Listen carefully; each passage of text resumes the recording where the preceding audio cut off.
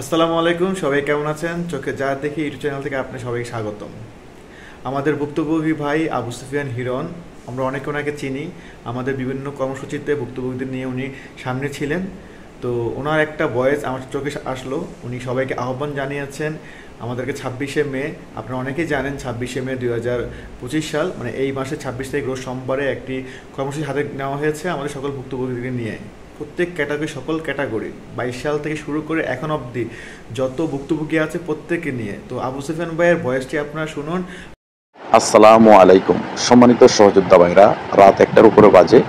জানি অনেকেই ঘুমিয়ে গেছেন, কিন্তু আমাদের অনেক ভাইয়ের এখনো ঘুম চোখে নাই। আজকে প্রায় অনেক দিন অক্লান্ত পরিশ্রমের পরে আমরা সকল গ্রুপের অ্যাডমিনরা একসাথে হয়ে আজকে সিদ্ধান্ত উপনীত হয়েছি যে আমরা 26 তারিখ, মে মাসের 26 তারিখ আমরা বিএফএস এর সামনে অমর অন্বেষণে আমরা বসব।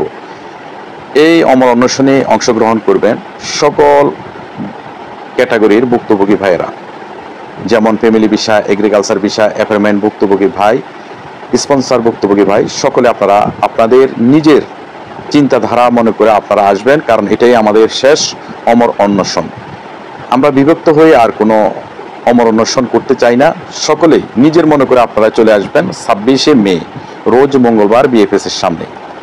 আপনারা একটা জিনিস চিন্তা করে দেখেন, আমাদের উড়ে আসা জুয়ে বৈশা কিছু মন্ত্রী হয়েছে যাদেরকে অযোগ্য মন্ত্রী আমরা মনে করি, তারা আমাদেরকে নিয়ে কোনো কথাই বলতেছে না।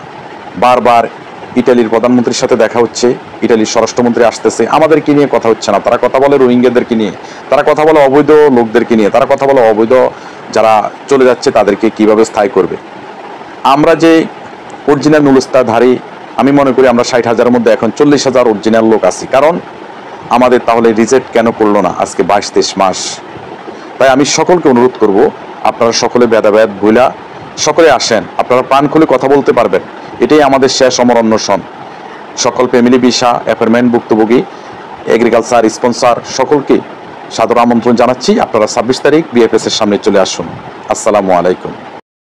ভয়েসটি ভালো লাগলে অবশ্যই শেয়ার করে দেবেন, যাতে করে প্রত্যেকটি ভুক্তভোগীর কানে আমাদের এই আহ্বান পৌঁছে যায়। সবাই ভালো থাকবেন। আসসালামু আলাইকুম।